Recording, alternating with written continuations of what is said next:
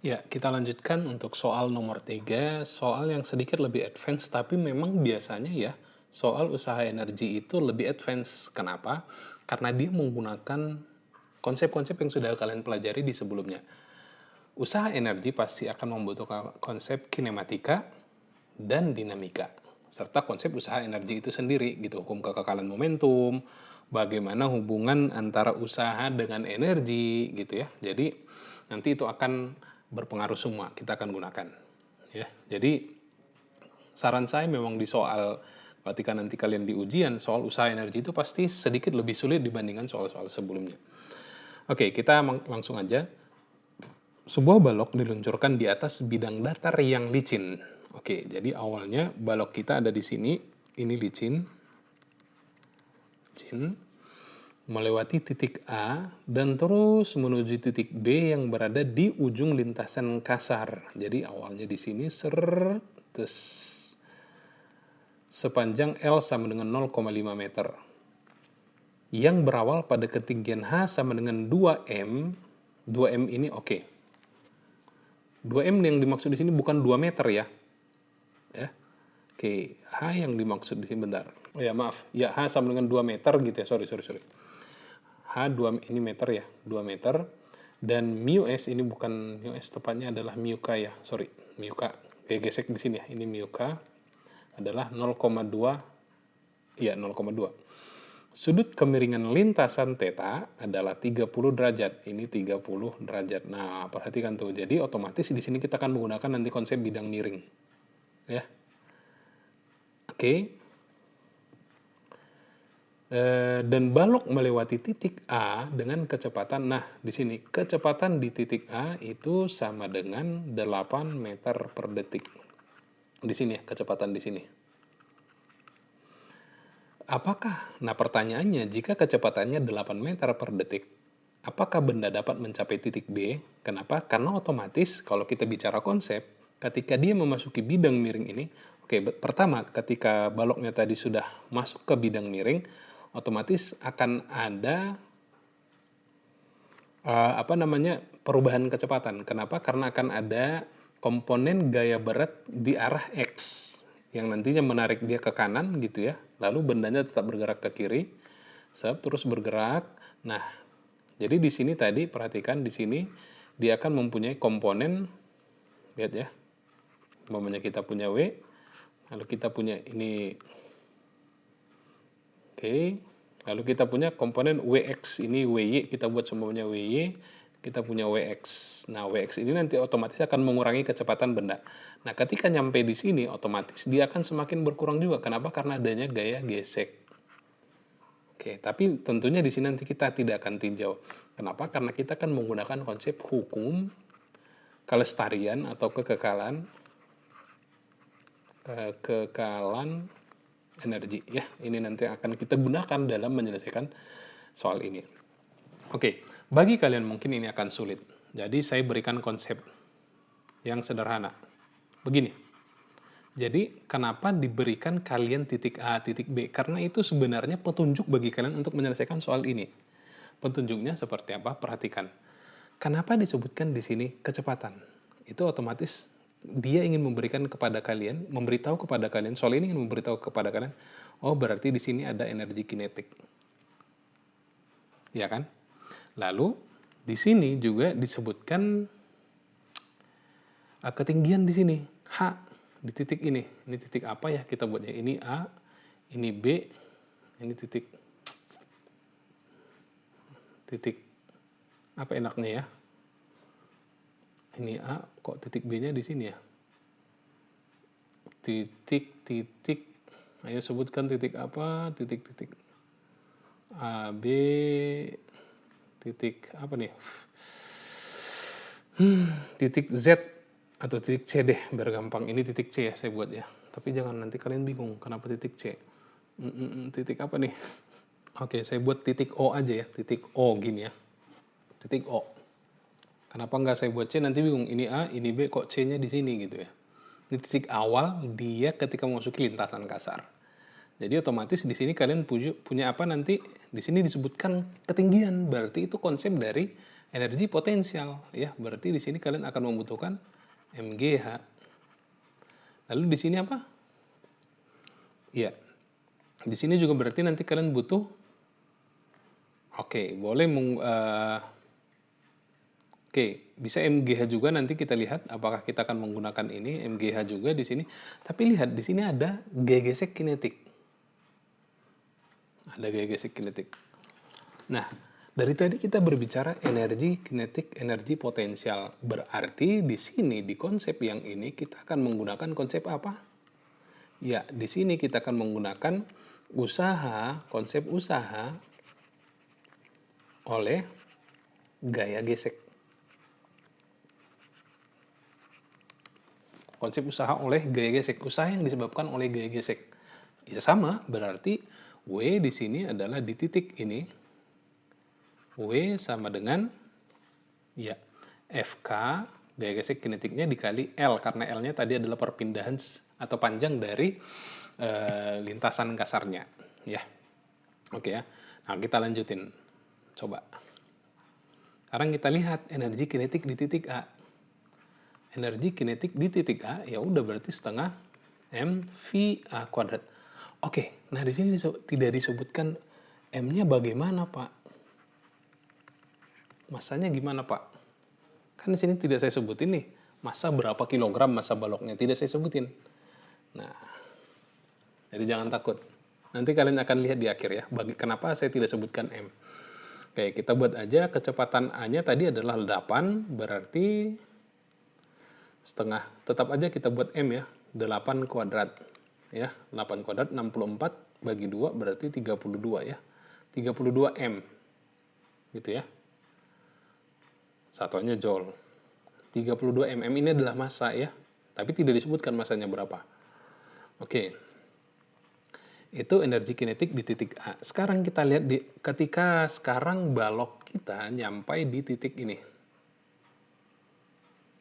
Nah, nyampe di titik ini berarti kita butuh energi potensial di titik 0 seperti apa? Ya, berarti kita punya energi potensial di titik 0 itu sama dengan mgh. mgh. M-nya kita nggak tahu berapa M. G-nya 10, H-nya tadi adalah berapa? 2. Maka kita dapat 20 M. Satuannya tetap sama dengan joule juga ya. Nah, sekarang energi potensial di titik B. Kita lihat nih di titik B. Karena jadi syaratnya apa ya? Nanti syaratnya adalah, oke bentar, kita cek dulu. Energi potensial di titik B itu sama dengan mgh. Oke. Nah, ini sedikit tricky. Kenapa? Perhatikan. Di sini kita punya H0. Oke, kita punya H0. Lalu di sini kita punya HB. HB itu yang ini. Ya, jadi kalau kita gambarkan kira-kira seperti ini. Ini lintasan kasar kita 0,75. Lalu kita punya ini. Lalu kita punya ini. Kan seperti itu ya. Ya. Oh, ternyata asik juga nih. Oke. Nah, berapakah tinggi dari ini? Ya kan ini nih. Dengan begitu kita bisa nanti dapatkan HB. Berarti HB itu H0 ditambah ini. Ini saya buat seumpamanya Y. Ya kan? Sedangkan seumpamanya ini tadi adalah H0. Berarti HB itu sama dengan H0 tambah Y. Kita buat tulis di sini ya. Berarti M G H0 tambah Y. Nah, di sini konsep matematis. Karena di sini diketahui ini theta. Tetanya tadi berapa? 30 derajat. Nah, di sini ini theta 30 derajat. Karena kita ingin mencari Y, berarti kita cukup menggunakan sin. Ya. Sin theta atau sin 30 sama dengan depan per 0,75 ya, atau Y sama dengan 0,75 kali sin 30 ya. Nah, berarti kita dapat Y sama dengan 0,75 kali setengah ya. Kali 0,5 hasilnya adalah 0,375 ya. Ini kita dapat Y. Berarti di sini kita dapat M kali 10 kali 20 ditambah 0,375 atau kita dapat M ya 20,375 ya kali 10 berarti kita dapatkan, astagfirullah ini kok 20 ya, maaf ini 2, sorry ini kok ini 2, bukan 20 ya, hanya tadi adalah 2 meter ini 2, maka kita dapat di sini kali 10 2,375 ya, sehingga kita dapat ini menjadi energi potensial di titik B sama dengan M 2 atau 23,75 M. Dah gitu ya, joule satuannya. Saya tandai dulu. Ini dan ini. Oke. Nah, sekarang kita sudah dapat energi kinetik atau energi potensial di titik B. Pertanyaannya sekarang adalah apakah benda dapat mencapai titik B? Oke. Nah, sebelum menjawab pertanyaan itu, kita lihat dulu bagaimana usaha yang diakibatkan oleh gaya gesek di sini. Ya. Oke. Kita dapat sini usaha oleh gaya gesek. Ya. Kita dapat W sama dengan FK kali N. FK kali L ya. L tadi panjangnya. Jadi kita dapat di sini FK tadi adalah mu K kali N kali L. Nah, untuk bidang miring kita tadi sudah bahas ya di soal sebelumnya. Langsung aja ya. Mg cos theta dikali L. Ya, berarti kita dapat mu K-nya tadi adalah 0,2. M-nya kita belum sebutkan, 10. Cos theta-nya cos 30, berarti setengah akar 3 dikali L. L-nya tadi adalah 0,75 ya. Sebentar, kita cek. L-nya tadi adalah ya 0,75. Ini adalah 0,75. Maka kita dapat kira-kira hasilnya adalah ini. Oke, kali 10, oke berarti 0,2 ke 2, 0,1. 0,1 kali 10, 1 kali 0,75. Berarti 0,75 akar 3 M. Ya. Nah, sekarang kita tinjau apakah benda bisa mencapai di titik B. Kita lihat. Syaratnya apa sih benda ini bisa mencapai di titik B? Berarti syaratnya adalah energi di sini harus lebih besar dibanding dengan, oke. Kita lihat ya. Syarat. Itu kita buat di bawah aja.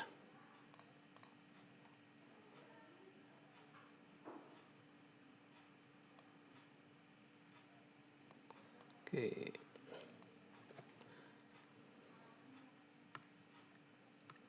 Syarat balok mencapai B. Mencapai B adalah bahwasanya energi kinetik di titik A itu harus lebih besar dari energi potensial B ditambah usaha oleh gaya geseknya. Gitu ya. Oke. Nah, kalau seandainya lebih kecil, jika nantinya energi kinetiknya lebih kecil, maka otomatis tidak akan sampai. Artinya akan mundur balik gitu ya. Jadi harus lebih besar. Nah, di sini kita tinggal selesaikan aja. Kita lihat tadi ya. Energi potensial di titik B-nya, oke, kita lihat energi kinetik di titik A tadi berapa? Kita lihat dulu. Oke, ini ya 32 meter ya. 32 M. Oke, ini tadi 32 M. Apakah lebih besar dengan energi potensial di titik B tadi adalah 23,75 M ditambah, ya jelas lebih besar ya, 0,75 akar 3 M. Sudah lebih besar, ini 32, ini 2,23 tambah 0,75 akar 3. Ini oke, berarti kesimpulannya adalah tercapai atau mencapai titik B ya. Mencapai titik B. Nah, pertanyaan selanjutnya adalah, kalau di soal, berapakah kecepatannya sampai di titik B? Oke, berarti kecepatannya tinggal kita gunakan konsep yang sama. Ya, energi kinetik di titik B, ya udah. Kita bisa buat hukum kekekalan energi mekanik. Nah, kecepatan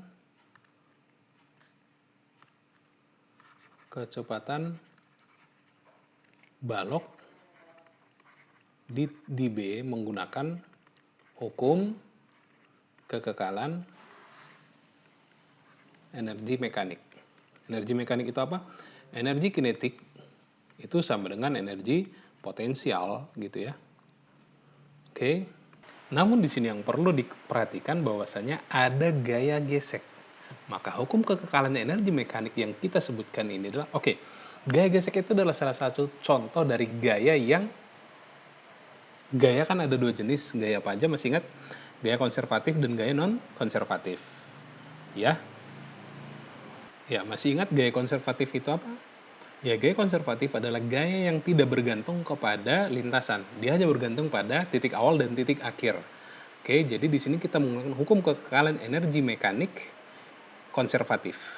Ya, masih ingat nggak bagaimana bentuknya? Oke, kita coba.